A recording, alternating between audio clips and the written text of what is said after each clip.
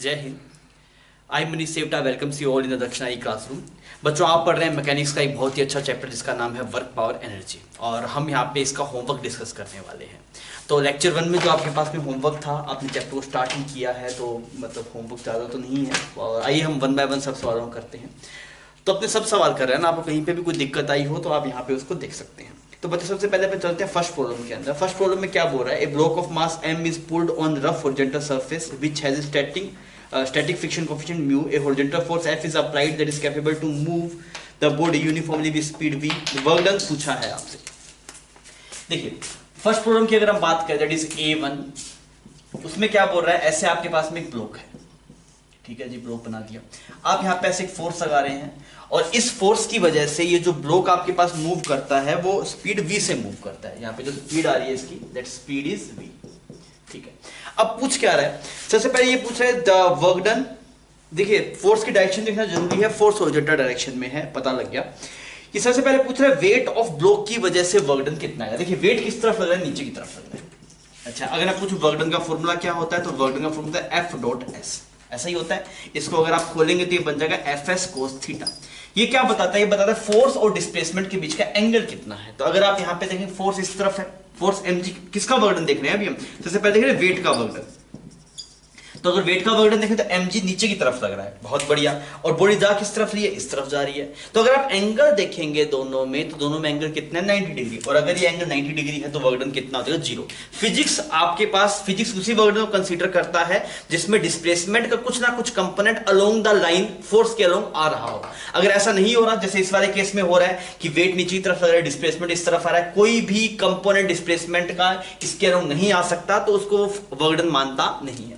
Physics की work done की feel और जो हम प्रैक्टिकल लाइफ में जो हम पढ़ते हैं, वर्क जो हम फील करते हैं, अच्छा मैंने कुछ काम किया, वो डिफरेंट है। तो मुझे यहाँ पे दिखाई दे रहा है इस वाले केस में थीटा था बच्चों, दैट इज 90 डिग्री। और अगर थीटा 90 डिग्री थी तो कहानी खत्म ही होगी। एफ कुछ भी हो, डिस्प्लेसमेंट कुछ भी हो, फर्क पड़ेगा नहीं। तो आपका आंसर क्या होगा? 0 होगा फर्स्ट पार्ट का। अब सेकंड पार्ट से पूछते हैं, भाई साहब आप क्या बोल रहे हैं? तो ये पूछ रहा है नॉर्मल रिएक्शन। सेकंड पार्ट बच्चों किसकी बात कर रहा है? नॉर्मल रिएक्शन के वर्क डन की। Normal reaction work done. तो आप क्या बोलेंगे? सर जी नॉर्मल रिएक्शन किस तरफ लग रहा है? ऊपर की तरफ।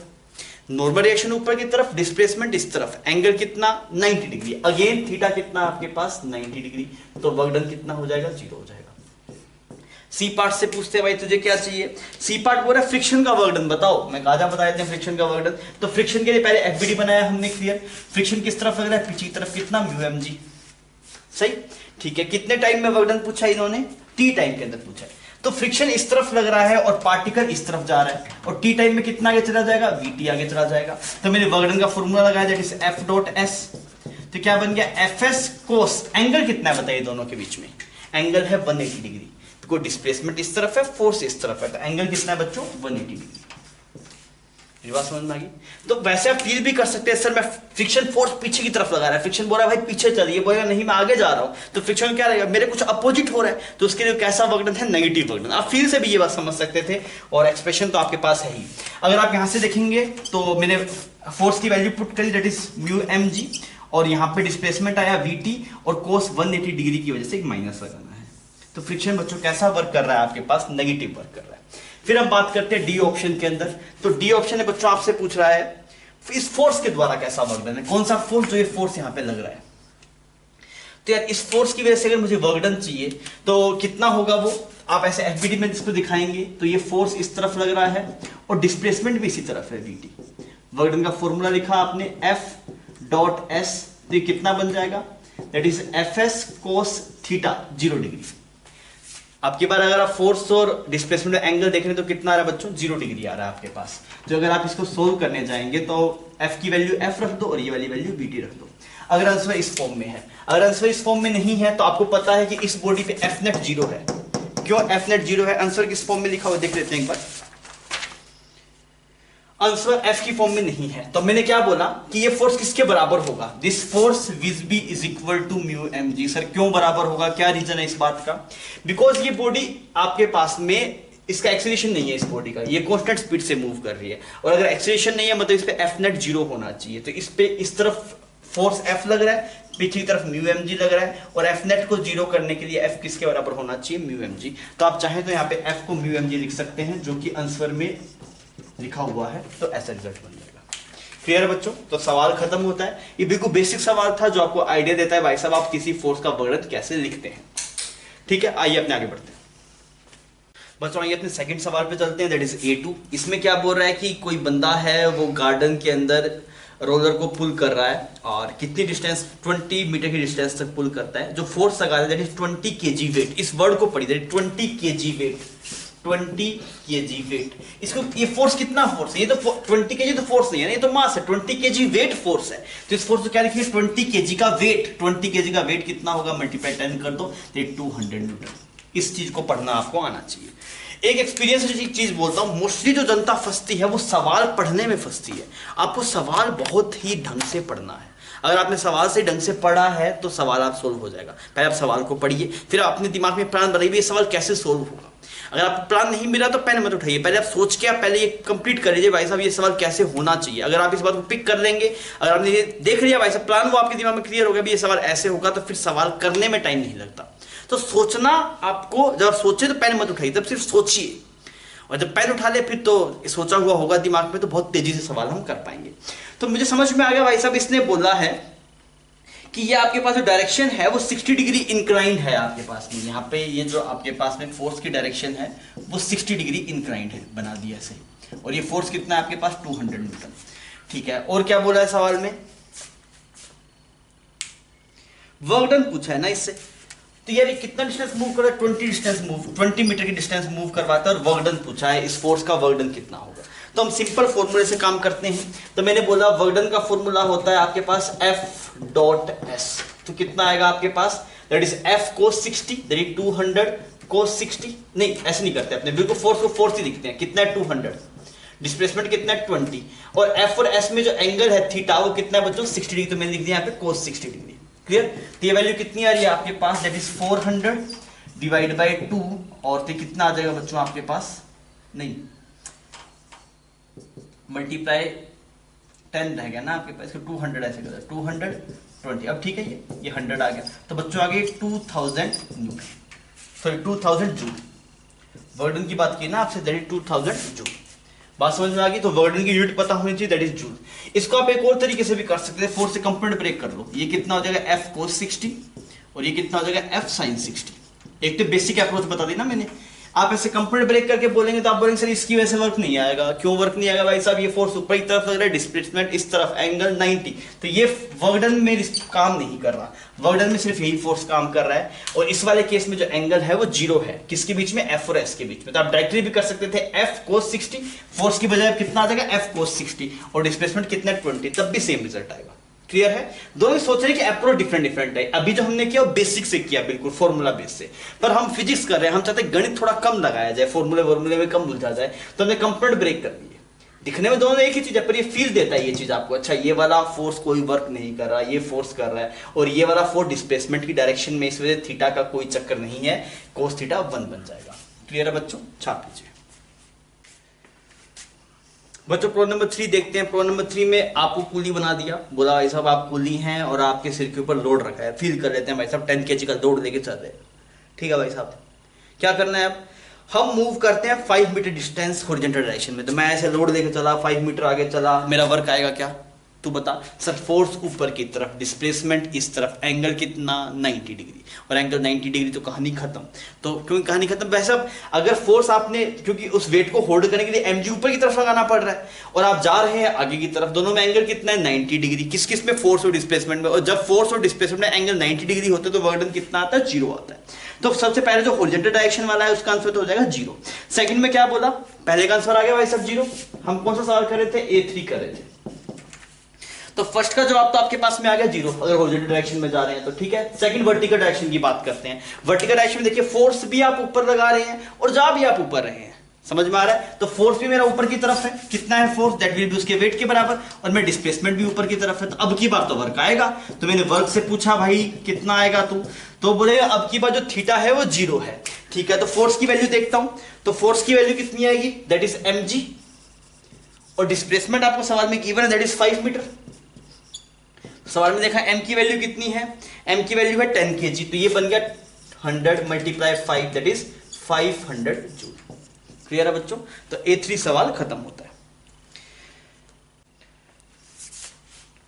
बच्चों नेक्स्ट प्रॉब्लम देखें, दैट इज A4। A4 में बोला गया कुछ फोर्स है आपके पास, और फोर्स का एक्सप्रेशन लिखो, -2i plus 15j plus 6k cap, ऐसा है आपके पास फोर्स। और जो डिस्प्लेसमेंट है आपके पास में वो 10 मीटर है, जो आपके पास है y में जो डिस्प्लेसमेंट है दैट इज 10j कैप। समझ में आ रही है बात? अपने पास दो तरीके, या तो आप गणित के पास चले जाएं, आप फॉर्मूला बताएंगे गणित को, भाई साहब फॉर्मूला है F.S, तो वैल्यू निकालिए बता, तो वही बताएगा जवाब। पर आपने फिजिक्स पढ़ रहे हैं बच्चों, गणित नहीं पढ़ रहे। फिजिक्स और गणित दोनों अलग अलग सब्जेक्ट हैं, अलग अलग रखना चाहिए, गणित कम से कम यूज करना चाहिए, तो हम थोड़ी सिचुएशन को फील करते हैं। मान लीजिए मैं एक बॉडी हूं, मैंने इस फोर्स को विजुलाइज किया, तो ये बोल रहा है अब ये इधर I, इधर J और इधर K। समझ में आ रहा है बच्चों? ये वाला I, ये वाला J और ये वाला K। तो I में कितना है -2i, इधर एक फोर्स लग रहा है, खींच रहा है भाई, कोई दिक्कत नहीं, दिखाई दे रहा है ना, इधर फोर्स देखता रहा तू। J में लग रहा है, इधर बाहर की तरफ लग रहा है, एक फोर्स इधर, एक फोर्स इधर, और एक K में लग रहा है, सॉरी I में इधर, K में ये 6k कैप है, इधर 6 लग रहा है, और ये ऊपर की तरफ लग रहा है 15। 3 फोर्स हो गए बच्चों, इधर 2, इधर 6, ऊपर 15। अच्छा जा किस तरफ रहा है? ऊपर की तरफ जा रहा है। कितना distance? 6 metre, sorry 10 metre distance जा रहा है। तो यार अगर ऐसा हो रहा है तो आप सोचिए, अगर मैं ऊपर की तरफ जाऊं, जैसे मान लीजिए ये बॉडी है, ये ऊपर की तरफ जा रही है, तो ये वाला फोर्स से कोई वर्क आएगा क्या? नहीं आएगा। क्यों? क्योंकि सर जी फोर्स इस तरफ है, डिस्प्लेसमेंट इस तरफ, एंगल 90, खत्म। इसकी वजह से कोई वर्क नहीं आएगा। के की वजह से देखते हैं भाई साहब, के इधर लग रहा है, डिस्प्लेसमेंट ऊपर की तरफ, एंगल कितना? 90 डिग्री, नहीं आएगा वर्क। मैं बोल रहा हूं भाई साहब तेरी कोई जरूरत नहीं है, बस एक यही फोर्स लग रहा है, किस तरफ लग रहा है? ऊपर की तरफ, और आप जा भी किस तरफ रहे हैं? ऊपर की तरफ। तो एंगल कितना? 0। तो आप वर्क डन का फॉर्मूला क्या लिखेंगे? That is F.S। मैं डायरेक्टली कर रहा हूं इसको, मैं फील से कर रहा हूं, मैं गणित से नहीं कर रहा, मैं गणित से भी करके दिखा दूंगा, मैं फील से कर रहा हूं सिर्फ। तो मैंने बोला फोर्स है 15 और डिस्प्लेसमेंट 10 और एंगल कितना है? 0। समझ में आ गई बात? तो 15 मल्टीप्लाई 10 मल्टीप्लाई कोस 0, तो ये 1 बन जाएगा। तो कितना आ गया बच्चों? That is 150 joule. वर्क की यूनिट जूल होती है, न्यूटन नहीं होती, ध्यान रखना।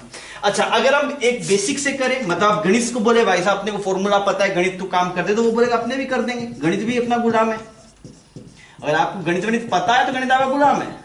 यहाँ पे कितना है? 10j, डिस्प्लेसमेंट ये है ना 10j। अब आप इसका डॉट प्रोडक्ट करो, डॉट प्रोडक्ट करना आता है क्या? बिल्कुल आता है। I 1 होता है, IJ 0 होता है, IK 0 होता है। तो I का I से मिलन नहीं हो पाया तो ये 0 बन गया। I का J से मिलन हुआ ना, I का J से मिलन हो गया, 0 हो गया। J का J से मिलन हुआ तो 1 बनेगा, तो इन दोनों का मल्टीप्लाई करें तो 150 मिलेगा। इन दोनों का मल्टीप्लाई करें, K का J से मिलन तो 0 प्लस 0, तो वर्क डन अगेन यहां से कितना है आपके पास? 150 जूल। कर पाएंगे बच्चों? हुआ ये? ठीक है, आइए अब आगे बढ़ते हैं बच्चों। अभी हम देखते हैं A5, प्रॉब्लम नंबर A5। सवाल ढंग से पढ़ते हैं, सवाल में क्या बोल रहा है? सवाल में बोल रहा है a block of mass 1500 gram slides down on rough inclined plane, angle of inclination given है 53 degree. Find the work done against the friction if block slide through 2 metre. यहाँ पे आपने ऐसे इंक्लाइंड प्लेन बना दिया, कितने डिग्री पे? 53 degree पे। यहाँ पे एक ब्लॉक है, इसका मास कितना हो गया? ½ kg। क्लियर?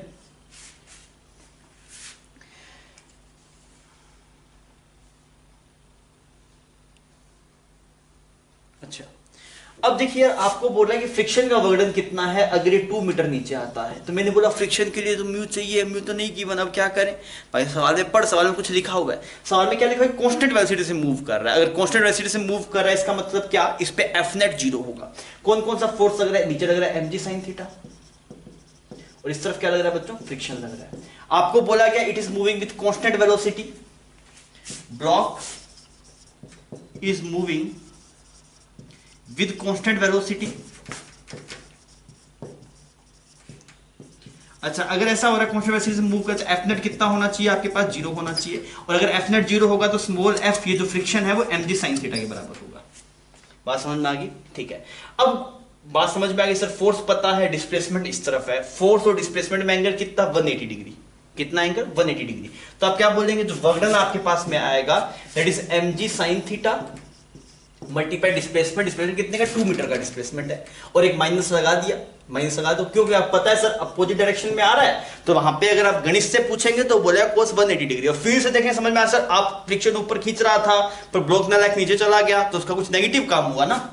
अच्छा इसकी वैल्यू पुट कर देते हैं, माइनस, अच्छा m की जगह हाफ, इसकी जगह 10 sin 53। sin 53 कितना होता है बच्चों? पता है ना आपको? पता होना चाहिए। इसने इसको मार दिया, इसने इसको मार दिया, तो वर्क डन की वैल्यू कितनी? -8 जूल। ऐसा कुछ है क्या आपके पास? That is -8 joule. ये आपके पास में इसका वर्क डन आ गया। क्लियर? तो नेगेटिव आना चाहिए आंसर में, कुछ बोला नहीं है, वो मैग्नीट्यूड की बात कर रहा है, पर एक्चुअल आंसर में ये माइनस आना चाहिए। अगर आप पूछेंगे विद साइन तो ये माइनस होगा। ठीक है बच्चों? ठीक है।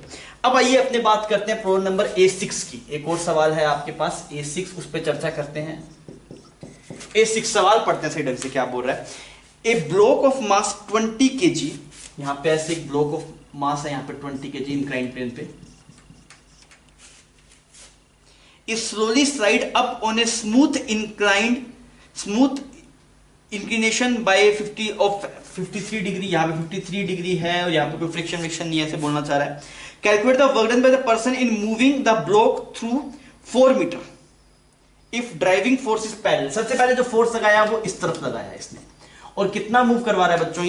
ये मूव करवा रहा है कुछ आपके पास 4 मीटर। ठीक है। और आपको अब सर इस फोर्स की वैल्यू नहीं गिवन, क्या करें? पर आपको सवाल में अगेन ये वाली चीज गिवन है कि ये स्लोली मूव कर रहा है। स्लोली मूव कर रहा है मतलब एक्सीलरेशन 0। अगर एक्सीलरेशन 0 होगा मतलब F किसके बराबर होगा? That is mg sin 53 degree. Clear? तो वर्क डन कितना आएगा आपके पास? वर्क डन आएगा mg sin 53 डिग्री की वैल्यू कितनी होगी बच्चों? दैट इज 4/5, और डिस्प्लेसमेंट कितना है? 4। सेम डायरेक्शन में है दोनों, तो यहाँ पे cos 0 आना चाहिए, तो 1 हो जाएगा। तो थोड़ा फील से करना है, में गणित में मत जाया करो। फील आ रहा है सर, फोर्स भी इधर डिस्प्लेसमेंट भी इधर, कोई एंगल नहीं है। मैं तो मतलब मैं ये एडवाइस करता हूं बच्चों के ना, आप है ना कंपोनेंट्स तोड़ दो पहले ही, फोर्स से कंपोनेंट तोड़ दो, एक डिस्प्लेसमेंट के अलोंग और एक परपेंडिकुलर। जो परपेंडिकुलर वाला होगा उसकी वजह से 0, और उसके अलोंग कुछ लिखना ही नहीं, cos थीटा थीटा कुछ नहीं लिखना, सीधा काम बन जाएगा। अच्छा जी, वैल्यू पुट कर लेते हैं। टी वाली वैल्यू बन गई 200। यहाँ पे कितना आ गया आपके पास? 4 × 4 डिवाइड बाय 5। इसको थोड़ा देखें, सोल्व करें कितना आ गया। डन। ऐसे कुछ एक्सप्रेशन है आपके पास, तो यार इसकी वैल्यू देख लो भाई कितनी बन रही है आपके पास। मैंने कुछ छोड़ा नहीं है ना, ये 20 था, ये 204। ठीक है, तो ये आ गया बच्चों आपके पास 642। This is 642। डन। ठीक है। अब हम इसके बी पार्ट में चलते हैं। बी पार्ट में क्या बोल रहा है? अब की बार जो फोर्स है वो हॉरिजॉन्टल डायरेक्शन में लगाया, कोई बात नहीं भाई साहब। अब की बार फोर्स हॉरिजॉन्टल डायरेक्शन में लगाओ। नया डायग्राम कैसा बनेगा इसका? सर सेम सेटअप है, 53 पे ब्लॉक को रखा, पर फोर्स कुछ ऐसा है। क्लियर? तो मैंने बोला ये वाला एंगल कितना? 53 डिग्री। इस फोर्स से कंपोनेंट तोड़ लो। ये F cos 53 और ये कितना बच्चों? F sin 53। क्लियर? और पार्टिकल ये ऊपर की तरफ जा रहा है 2 मीटर। अब आप देखिए इसकी वजह से कोई वर्क आना नहीं, इसकी वजह से कोई वर्क आना नहीं है, वर्क सिर्फ इसकी वजह से आएगा।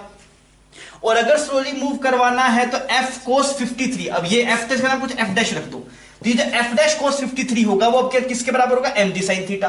तो आप क्या लिखेंगे सर? अब की बार F डैश, ये हो गया, इसको दूसरा सवाल के लिए यूज कर रहा हूं।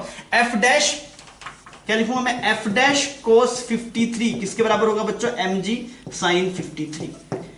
समझ में आ गई बात? इसकी वजह से वर्क लिखना नहीं है, सिर्फ इसकी वजह से लिखना है। तो इसकी वजह से लिखेंगे तो आप क्या लिखेंगे? F dash cos 53 multiply displacement. तो F डैश cos 53 किसके बराबर हो गया? mg sin 53। तो अगेन वही चीज बन जाएगा, mg sin 53 मल्टीप्लाई डिस्प्लेसमेंट। बात समझ में आ रही है? क्लियर है भाई? इसकी वैल्यू किसके बराबर होनी चाहिए? mg sin theta. तो अब क्या F की बजाय क्या आएगा? यहाँ पे F डैश cos 53 ये आ गया। अच्छा, इसका वर्णन पूछो तो क्या बोलूंगा? Force multiply displacement. तो फोर्स कितना है? F डैश cos 53, तो इसके बराबर है, तो वो टर्म लिख दिया, मल्टीप्लाई डिस्प्लेसमेंट कर दिया। आप बोलेंगे नहीं सर बिल्कुल बेसिक चलो, तो कोई दिक्कत नहीं, बेसिक से चलो, अपने कोई दिक्कत नहीं है। आप वर्डन का बेसिक फॉर्मूला लगाओ, that is F dot S।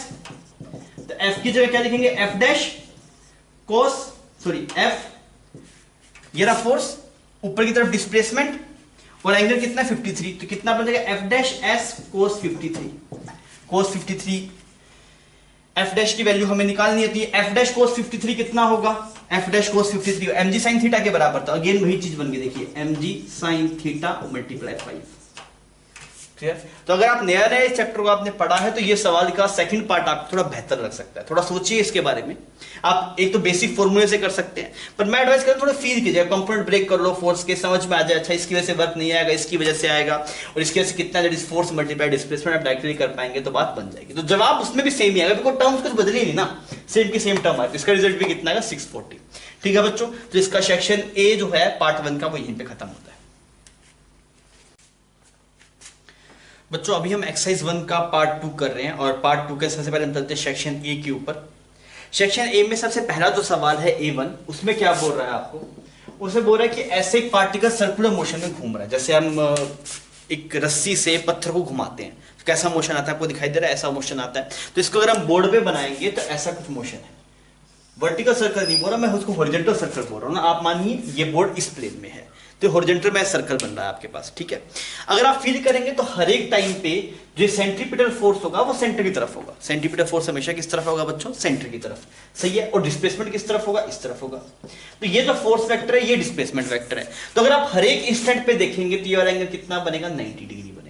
तो अगर हर एक इंस्टेंट पे 90 डिग्री बनेगा तो अगर चाहिए इसमें बोला गया हाफ सर्कल कंप्लीट होने पे क्या होगा, तो अगर हर एक इंस्टेंट पे एंगल 90 डिग्री है तो हर एक इंस्टेंट पे जो वर्क डन आ रहा है वो जीरो आ रहा है, तो हाफ सर्कल के में अंदर भी जो टोटल वर्क डन आएगा वो जीरो ही आएगा। तो हम ये बोलते हैं कि जब सर्कुलर मोशन होता है, बच्चों सही ढंग से सुनना, सर्कुलर मोशन में सेंट्रीपिटल फोर्स के द्वारा जो वर्क डन आता है that is zero, centripetal force के द्वारा। पर अगर टेंजेंशियल फोर्स होता तो टेंजेंशियल फोर्स इस तरफ आता। अब ये सेंट्रीपिटल फोर्स है, सवाल में सेंट्रीपिटल फोर्स की बात हुई है तो सेंट्रीपिटल फोर्स की वजह से वर्क डन जीरो आएगा। पर अगर कोई टेंजेंशियल फोर्स होता मतलब उसमें स्पीड इंक्रीज करती, स्पीड इंक्रीज करते तो यूनिफॉर्म सर्कुलर मोशन नहीं होता, उस वाले केस में वर्क आ सकता है। पर इस वाले सवाल में आप देखेंगे उसमें क्लियरली मेंशन किया कि mv²/r वाला फोर्स है और वो कैसा फोर्स है, सेंट्रीपिटल फोर्स। इस वजह से उसका वर्क डन नहीं आएगा, चाहे हाफ सर्कल की बात करो, क्वार्टर की बात करो, फुल की करो, वो डिपेंड नहीं करता, ठीक है। अब चलते हैं सेकंड A2 के अंदर। A2 में आपको पता है कि वर्क डन का फॉर्मूला होता है F.S। ये बहुत देर से गीत गाते आ रहे हैं, सर यहाँ पे इसके ऊपर तीर लगाना है क्या, नहीं लगाना, बिकॉज डॉट प्रोडक्ट से जो क्वांटिटी मिलती है that quantity scalar, that is not vector. अब आपको बोला गया फोर्स की यूनिट को 4 टाइम्स इंक्रीज कर दिया और लेंथ को भी 4 टाइम इंक्रीज कर दिया। इसकी वैल्यू अगर मैं 4 टाइम्स इंक्रीज कर दूं और इसकी भी 4 टाइम्स इंक्रीज कर दूं तो ये 4F बन जाएगा, 4S बन जाएगा, टोटल क्या बन जाएगा फिर 16FS बन जाएगा। तो वर्क डन क्या हो जाएगा, 16 टाइम्स इंक्रीज हो जाएगा।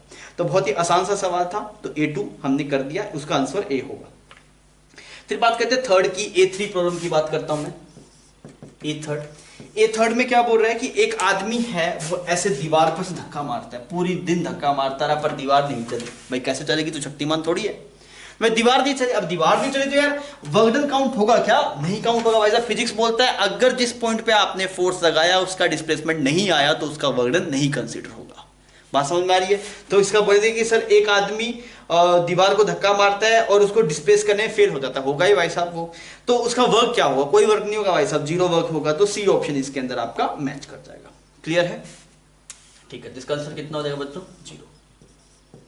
A4 की बात करते हैं। A4 में क्या बोल रहा है, a rigid body move at a distance 10 metre along a straight line under the action of force 5 newton. If the work done by this force is 25 joule, the angle that the force made with the direction of motion of body. अब क्या बोला गया बच्चों, ऐसे एक block है, कोई block है, इस पे कुछ फोर्स लग रहा है और ये कितना डिस्प्लेस होता है आपके पास, इसका डिस्प्लेसमेंट है आपके पास इट इज 10 मीटर, ठीक है 10 मीटर। और जो फोर्स लग रहा है वो किसी एंगल पे है, वो एंगल अननोन है, ये कुछ थीटा है। और जो वर्क आपके पास निकल के आ रहा है वो 25 जूल आ रहा है। वर्क कितना आ रहा है बच्चों, 25। तो आप सोच के देखिए अगर ये फोर्स 0 डिग्री पे होता तो वर्क डन आता 50, अभी 25 है, मतलब उसका जस्ट हाफ है। तो Fs कोस मतलब Fs के बाद हाफ आना चाहिए, तो कोस थीटा कितनी वैल्यू पे हाफ आता है, 60 डिग्री पे। तो आंसर कितना होता है, 60 डिग्री। तो आंसर इसमें सी ऑप्शन आपका मैच कर जाएगा। आप करना चाहते करके दिखाता हूं आपको। Fs कोस थीटा ये 25 जूल। तो अगर आप देखेंगे तो F की वैल्यू 5, S की वैल्यू 10 और ये कोस थीटा दैट इज 25, तो कोस थीटा आ गया हाफ, थीटा कितना आ गया 60 डिग्री। बच्चों अगर आप ये हैबिट डाल लेंगे कि हम आसान सवालों को बिना पेन उठाए करेंगे तो स्टार्टिंग में शायद आपको थोड़ा ज़्यादा टाइम लगे, पर एक टाइम ऐसा आएगा कि जिसमें आप सवाल देखते ही आप कर पाएंगे, मतलब पेन नहीं उठाना पड़ेगा आपको। तो कैलकुलेशन को आप तेज रखिए, अभी आप लोग यंग हैं, आप जैसा ही आप दिमाग को अपने आप को ट्रेंड करेंगे, कैलकुलेशन तेज करनी है, बिना पेन उठाए करनी है, तो थोड़े दिन आपको रेजिस्टेंस फील होगा, अरे नहीं कर पा रहे, ज़्यादा टाइम लग रहा है, 7 सवाल नहीं कर दिया, कोई दिक्कत नहीं है उससे। पर एक टाइम ऐसा आएगा जब तेरी कैलकुलेशन सबसे ज़्यादा तेज होगी। क्लियर। तो आप कोशिश कीजिए कि कैलकुलेशन को हम जितना दिमाग में कर रहे हैं उतना ही बेहतर है, ठीक है बच्चों। तो ये यहां तक A4 तक हो गया। अब आइए आगे बढ़ते हैं। आगे बढ़ते हुए अभी हम करते हैं A5 में क्या बोल रहा है, a rigid body of mass m is lifted uniform velocity by a man to a height 1 metre in 30 second. तो 1 मीटर उसने उसको, A5 की बात करें ना, तो उसने उस ब्लॉक को 1 मीटर राइज किया और एफ नेट, एफ जो उसने लगाया वो mg के बराबर लगाया। वो क्यों सर mg के बराबर लगाया होगा? बिकॉज आपको बोला है यूनिफॉर्म वेलोसिटी से मूव कर रहा है, नीचे की तरफ mg लग रहा था, तो आपने भी mg लगाया होगा, तभी एफ नेट 0 हुआ होगा। अब कितनी डिस्टेंस मूव किया? 10 मीटर मूव किया, तो कितना आएगा mg, सॉरी 1 मीटर मूव किया ना, that is mg multiply 1 metre, ये आ गया आपके पास वर्क डन। पर टाइम इससे 30 सेकंड दिया, दूसरे वाले बंदे ने कितना टाइम लिया? 60 सेकंड का टाइम लिया, जहां टाइम लिया। पर हमें उससे मतलब नहीं है, हमें चाहिए फोर्स और डिस्प्लेसमेंट। फोर्स सेम था, डिस्प्लेसमेंट सेम था, टाइम कहीं नहीं है एक्सप्रेशन में। उसने जल्दी कर दिया, मतलब उसने जल्दी काम करके वो खत्म हो गया। उसने मतलब जो पावर डिलीवर किया वो ज्यादा किया, मतलब कुछ तो से ज्यादा किया होगा ना। उसने फटाफट उठा दिया, उसने धीरे धीरे उठाया, कुछ तो ज्यादा हुआ भाई साहब, उसने पावर ज्यादा दिया। किसने? पहले वाले केस से पावर ज्यादा दिया। पावर क्या है आप पढ़ेंगे थोड़ी देर में, मतलब कुछ मतलब पर यूनिट टाइम जो वर्क डन था वो ज्यादा था उसका। और दूसरे वाले बंदे ने, जैसे हम बोलेंगे सर इसने भी वर्क डन W किया, और दूसरे वाले बंदे ने भी वर्क डन कितना किया? W किया। पर इसने कितने में किया? 30 सेकंड में किया, इसने कितने में किया? 60 सेकंड में किया। सर इसको कुछ तो इज्जत दो, वर्क डन तो दोनों का बराबर है, पर इसकी पावर ज्यादा है। ये ऐसे मान लीजिए कि आपको कुछ टास्क मिला कि आज आपको 10 सवाल करने थे, एक बंदे ने कर दिए 20 मिनट के अंदर, एक ने किया 2 घंटे में। अब मैं बोलूं सर काम कंप्लीट हुआ? हाँ काम कंप्लीट हुआ, दोनों का काम सेम है। पर उसने क्या, उसकी जो स्पीड थी वो ज्यादा थी। सेम यहीं पे भी ये बात की work done per unit time ज्यादा था इसका, पर उसको क्या बोलते हैं? उसको पावर बोलते हैं, वो अभी आपने पढ़ा नहीं है। तो वर्क की अगर आप बात करेंगे, दोनों केस में वर्क डन क्या आएगा बच्चों? सेम है। A6 की बात करते हैं। A6 में अगर आप देखें, the work done in slowly pulling a block of would weighing 2 kilo Newton. ठीक है जी, उसका वेट गिवन है ना बच्चों, 2000 न्यूटन उसका वेट गिवन है। कितनी? 10 मीटर तक, 10 मीटर तक आपने उसको पुल किया, और एंगल इंक्लिनेशन तो था दैट इज 15 डिग्री, कुछ ऐसा है आपके पास। 15 डिग्री का एंगल इंक्लिनेशन था, 15 डिग्री। और यहां पे ऐसे एक ब्लॉक था, और इस ब्लॉक को आप ऐसे पुल कर रहे हैं, ठीक है। और इसका जो आपके पास में mg है, mg वो ठीक है आपने पुल किया।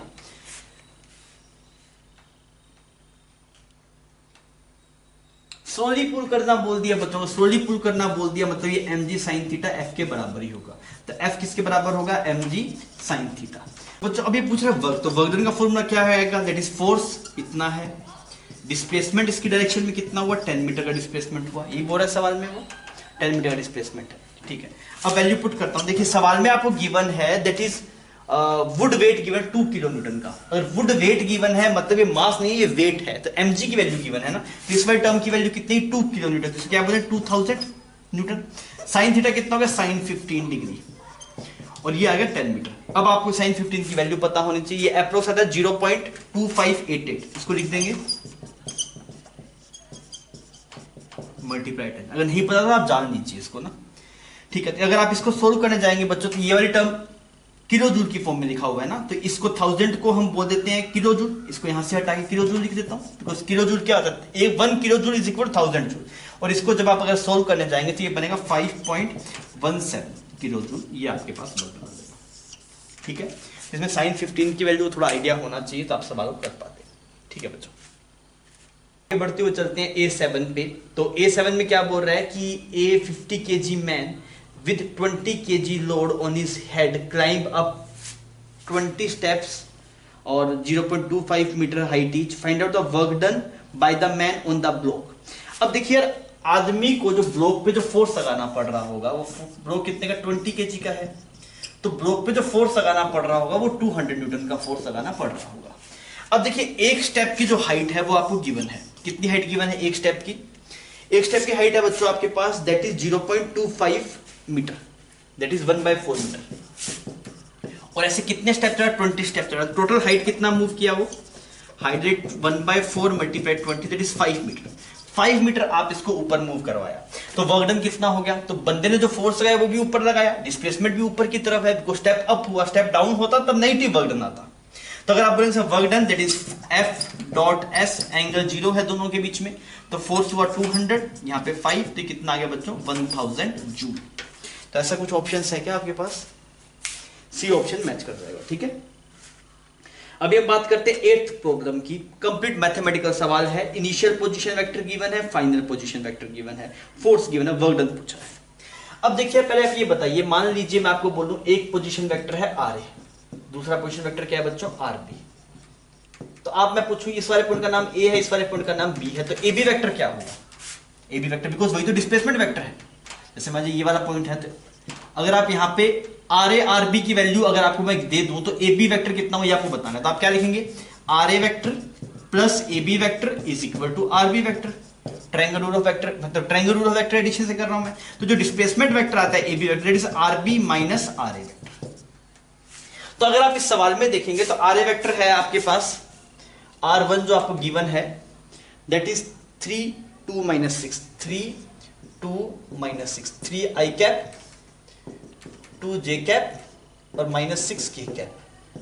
R2 वेक्टर की बच्चों बात करेंगे तो 14 13 9, 14 आई कैप 13 जे कैप और प्लस 9 के कैप। सबसे पहले हमें डिस्प्लेसमेंट वेक्टर चाहिए। क्यों डिस्प्लेसमेंट वेक्टर चाहिए? जब तक बच्चों डिस्प्लेसमेंट वेक्टर नहीं मिलेगा तब तक आप एफ डॉट एस में एस नहीं लिख पाएंगे, ठीक है। तो ये A8 चल रहा है ना, तो जो डिस्प्लेसमेंट वेक्टर आया delta R, it is R2 minus R1। R2 minus R1 करके बताओ कितना आ रहा है ये 11 आई। R2 माइनस R1 मतलब दिस आई में से आई सब्ट्रैक्ट होगा, जे में से जे सब्ट्रैक्ट होगा, के में से के सब्ट्रैक्ट होगा, तो कितना बन गया 15 के। बच्चों ये अगर डिस्प्लेसमेंट वेक्टर, ये आपको निकालना आना चाहिए था। अब आप वर्क डन लिखेंगे तो वर्क डन का एक्सप्रेशन होता है F dot S, F dot delta R. अच्छा, तो फोर्स का वेक्टर क्या है? फोर्स का वेक्टर है 4 आई कैप, 4 आई कैप प्लस जे कैप प्लस 3 के कैप। डॉट डिस्प्लेसमेंट वेक्टर कितना आपके पास 11 आई कैप 11 जे कैप प्लस 5 के कैप। डॉट पुट करना आता है ना बच्चों आपको, आई का आई से करेंगे तो मतलब 1 बन जाएगा, तो ये मल्टीप्लाई होगा 44 और आई का आई से 1 बन जाएगा। आई का जे से 0, आई का के से 0, जे का आई से 0, जे का जे से 11, 1 जे और जे 1 बनता है और 1 मल्टीप्लाई 11 11 हो जाएगा। सिमिलरली के का सिर्फ के से होगा तो ये कितना बन जाएगा आपके पास 45। ये आना चाहिए बच्चों, ये सब बेसिक चीजें हैं, इतना गणित आपको पता होना चाहिए। इसको सोल्व करते हैं, कितना बन गया, दिस इज 55 और this will become 100 joule. 100 joule बनेगा तो कौन सा ऑप्शन मैच कर जाएगा आपके पास? ए ऑप्शन इसका मैच कर जाएगा, ठीक है। छाप लीजिए बच्चों, हम A9 की बात कर रहे हैं। A9 में क्या बोला गया, एक बॉल को रिलीज किया गया टावर से और the ratio of work done by the force of gravity in first second and third second में कितना कितना होगा। फर्स्ट सेकंड और थर्ड सेकंड में कितना कितना। देखिए जब आप बॉल को ड्रॉप करते हैं तो फर्स्ट सेकंड के अंदर जो बॉल मूव करता है वो मूव करता है 5 मीटर, क्लियर। सेकंड में जो मूव करता है दैट इज 15 मीटर और सिमिलरली जो थर्ड सेकंड में मूव करता है वो करता है 25 मीटर, क्लियर। तो वर्क डन अगर आप इस वाले केस में देखेंगे, वर्क डन 1 सेकंड के अंदर कितना है, फोर्स तो mg था और डिस्प्लेसमेंट कितना हो 5। इस वाले केस में mg मल्टीप्लाई 15 और इस वाले केस में इट इज mg मल्टीप्लाई 25। अब आपको क्या चाहिए बच्चों, आपको रेशो चाहिए ना, और अगर आप रेशो निकालने जाएंगे तो कितना आएगा, ये 1:3:5, ये आपके पास रेशो आएगा।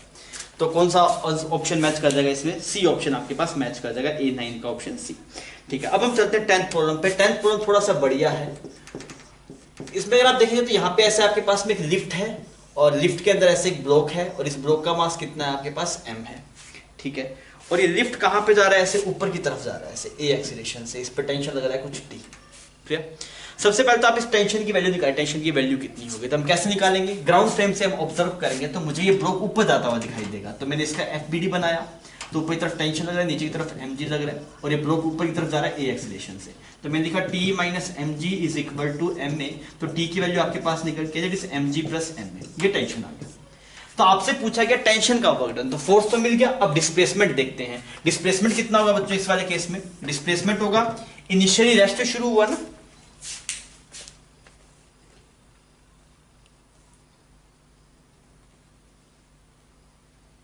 इनिशियली बोला गया u is equal to 0। Displacement कितना होगा, ut plus half A T square, ut plus half A T square, u की वैल्यू 0 तो ये टर्म 0 होगी।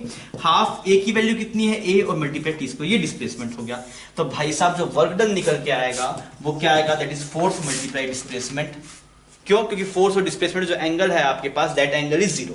तो आप इसको डायरेक्टली लिख पाएंगे तो ये वैल्यू कितनी आएगी आपके पास, that is mg plus ma multiply displacement, that is 80 square by 2, clear है ये। तो कितना बन जाएगा ये mg plus a T square divide by 2, ऐसा कुछ रिजल्ट है क्या आपके पास? हाँ, इसमें ए ऑप्शन मैच कर रहा है तो A10 का A सही हो जाएगा, clear. Actually work done reference frame पे भी डिपेंड करता है, इसमें कुछ नहीं बोला, इसे ग्राउंड फ्रेम में निकाल दिया। अगर आप कोई और रेफरेंस में देखेंगे तो डिफरेंट है। मुझे पता नहीं कि आपने वो उतना पढ़ा है कि अभी नहीं पढ़ा, पर आप अगर पढ़ लिया तो बहुत बढ़िया। एक्चुअली वर्क डन है वो रेफरेंस फ्रेम पे डिपेंड करता है। क्यों रेफरेंस फ्रेम पे डिपेंड करता है? फॉर्मूला आता है F.S। तो ये जो आपके पास में डिस्प्लेसमेंट है, ये डिस्प्लेसमेंट रेफरेंस फ्रेम पे डिपेंड करता है, फोर्स रेफरेंस फ्रेम पे डिपेंड नहीं करता। सूडो फोर्स को आप बोलते हैं सर रेफरेंस फ्रेम पे डिपेंड कर रहा है। सूडो फोर्स, सूडो है ना, वो नकली फोर्स है, वो कुछ है ही नहीं। जो अभी आपके पास फोर्स और टेंशन हो गया और सब फोर्सेज, इलेक्ट्रोस्टैटिक फोर्स हो गए, ग्रेविटेशनल फोर्स है, वो सब रेफरेंस फ्रेम पे डिपेंड करते नहीं है। क्लियर है? ठीक है, इतना छापिए फिर आगे बढ़ेंगे। प्रॉब्लम की बात कर रहे हैं, ये बढ़िया सवाल है। अगर आप बहुत गहरे में सोचेंगे, हल्के में सोचेंगे तो सवाल भी आसान रहेगा और हो भी जाएगा। गहरे में सोचने में सवाल बढ़िया है ये। आप देखिए, ये बोल रहे हैं काइनेटिक फ्रिक्शन का जो वर्क डन है किसके ऊपर? सिस्टम के ऊपर। सिस्टम का मतलब क्या है? सिस्टम का मतलब ये है, जैसे मान लीजिए ये ब्लॉक है आपके पास, इसको एक किसी प्लेन पे रखा गया, ठीक है। सिस्टम मतलब ये कि जिन दो सरफेसेस के बीच में आपके पास में काइनेटिक फ्रिक्शन लग रहा है, उनको एक साथ कंसीडर करना है। ठीक है, तो मतलब वर्क देखने तो इस ब्लॉक पे भी देखना है, इस फ्लोर पे भी देखना है। जैसे मान लीजिए यहाँ पे दो ब्लॉक्स होते हैं आपके पास, यहाँ पे M1, यहाँ पे ये M2। क्लियर?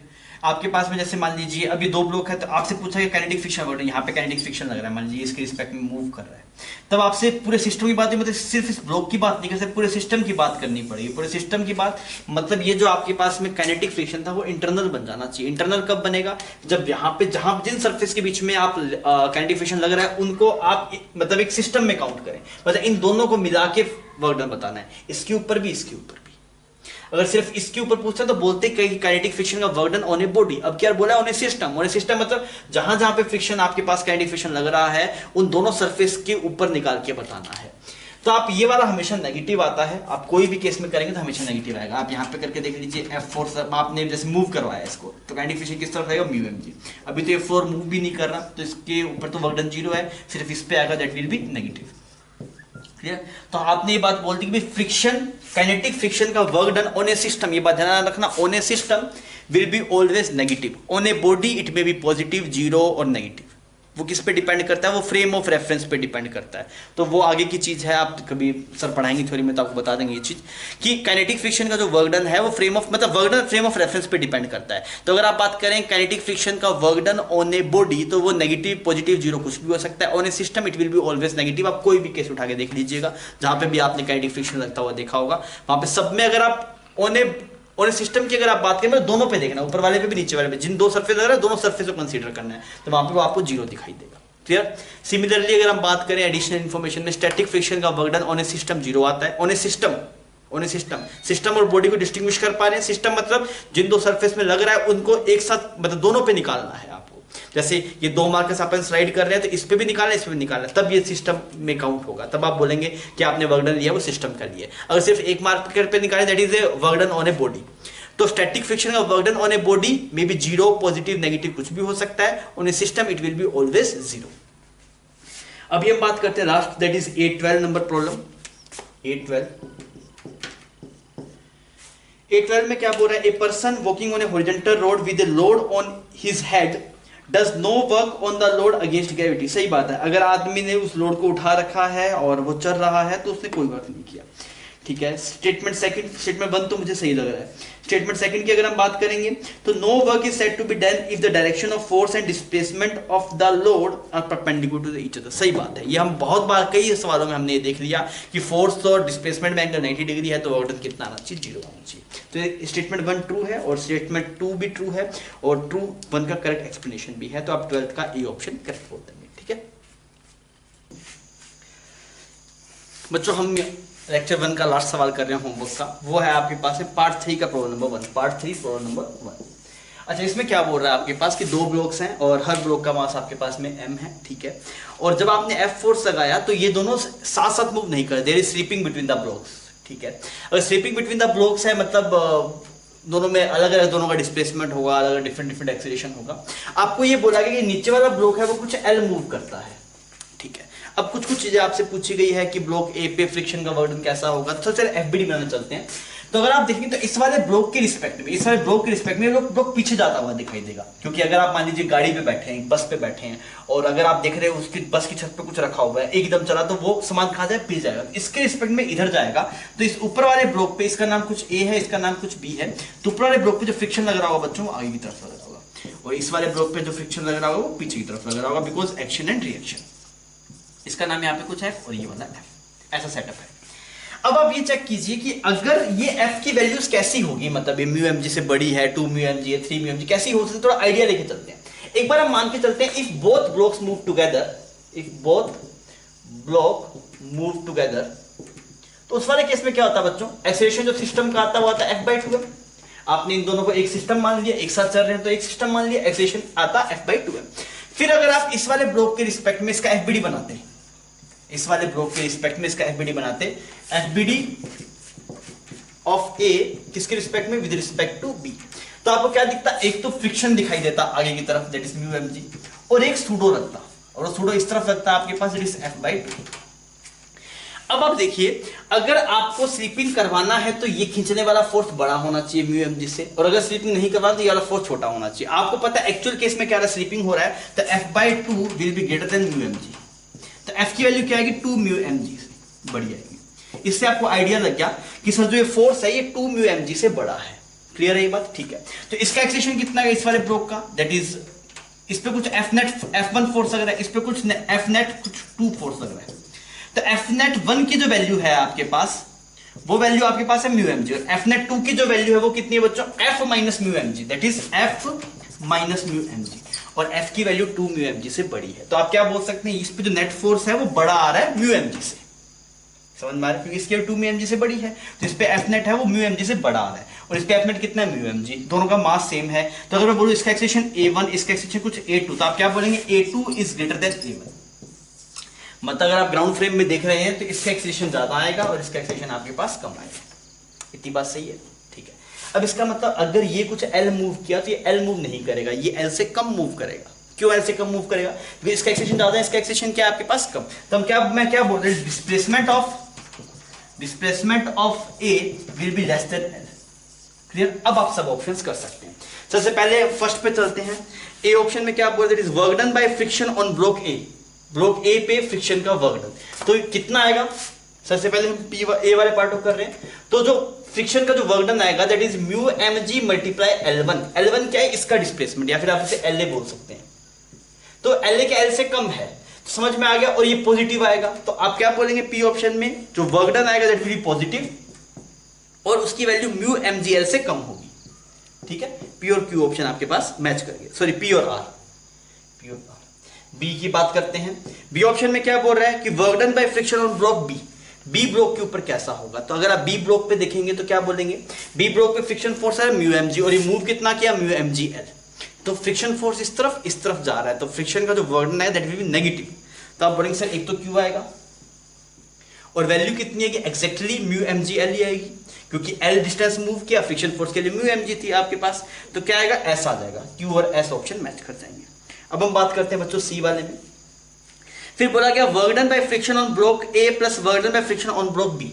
अगर आप ए और बी पे जो वर्क डन है उनको ऐड करेंगे तो आप क्या बोलेंगे, देखिए एक पे पॉजिटिव आ रहा है और एक पे नेगेटिव आ रहा है।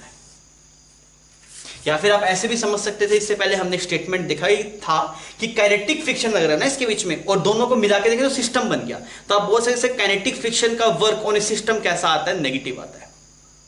क्लियर। नहीं तो आप ऐसे समझिए, आप बेसिक से निकाल के देखिए, इस पे कितना है, that is mu M G L1, और इस पे कितना आएगा आपके पास, दैट इज वर्क कितना आया था, minus mu M G L. तो अगर आप दोनों को जोड़ेंगे तो आपको दिखाई देगा ये LA की वैल्यू L से कम है, displacement of A is less than L। तो जब आप इनों को दोनों को जोड़ेंगे तो ये वाली टर्म कैसी आएगी, नेगेटिव आएगी आपके पास। ये तो पूछा ना, मैं दोनों पे जो वर्क डन है उनको ऐड करो, तो दैट विल बी नेगेटिव। और उसकी वैल्यू किससे, क्योंकि इसमें से वैल्यू कम हो रही है आपके पास, तो less than mu M G L आएगी। तो नेगेटिव और less than mu M G L, तो कौन कौन से ऑप्शन मैच कर देंगे बच्चों, क्यू एंड आर मैच कर देंगे। फिर हम बात करते हैं लास्ट वाले में। ये बोला work done by force F on block B। इस F फोर्स का जो वर्क डन होगा पॉजिटिव होगा, बिकॉज फोर्स इस तरफ लग रहा है, बी ब्लॉक जहां भी इस तरफ रहा है, तो पहली बात तो पॉजिटिव आएगा। पॉजिटिव आएगा तो पॉजिटिव कोरस्पॉन्डिंग कौन सा है, P है। वैल्यू कितनी है, वैल्यू है 2 म्यू mgl से बड़ी, 2 म्यू mgl से बड़ी, बिकॉज इस f की वैल्यू 2 म्यू mg से बड़ी है, तो ये जो वैल्यू है that will be greater then, तो ऐसा कुछ ऑप्शन है ही नहीं, सिर्फ एक ऑप्शन मैच कर जाएगा। तो इस हिसाब से अगर आप देख रहे होंगे तो इसमें एक बार आंसर चेक कर लेते हैं क्या क्या आंसर्स हैं इसके। तो ये जो इसमें आंसर्स लिखे हुए हैं दैट इज PR, QS और QR एंड P, ठीक है, यही आंसर्स है आपके पास। बच्चों ये सवाल बढ़िया बेहतरीन सवाल था, जितना हमने होमवर्क में किया सबसे बेहतरीन सवालों में से यही था। आप इसको इसमें एक तो कि 2 ब्लॉक प्रॉब्लम में इन्वॉल्व होगी, अगर आपको 2 ब्लॉक प्रॉब्लम में दिक्कत होगी तो आप फंस जाएंगे इसके अंदर, ठीक है। एक बार आप खुद से सवाल लगा के वापस देखिएगा, जितनी इन्फॉर्मेशन रिक्वायर्ड थी सब मैंने दी, पर मैंने बहुत स्ट्रेट फॉरवर्ड दी है, मतलब ये चीज़ में बहुत मतलब बार बार एक चीज़ को नहीं रिपीट किया, बहुत स्ट्रेट फॉरवर्ड दी है। तो अगर आपको दिक्कत आए ना तो आप एक काम कीजिए, खुद से अटेम्प्ट कीजिए, फिर फंसिएगा, फिर देखिएगा भाई साहब मास्टर ने कैसे आपको निकाला है, ठीक है बच्चों। तो लेक्चर 1 का होमवर्क यहीं पे खत्म होता है, और आई होप आपको चीज़ें सवाल समझ में आ गए। फिर भी अगर कोई दिक्कत हो, कोई भी इशू हो, तो आप पर्सनली टीचर से कांटेक्ट कर सकते हैं। ये वाला सवाल अच्छा था, इसको बटन से देख लीजिएगा, ठीक है बच्चों। Okay, thank you for watching.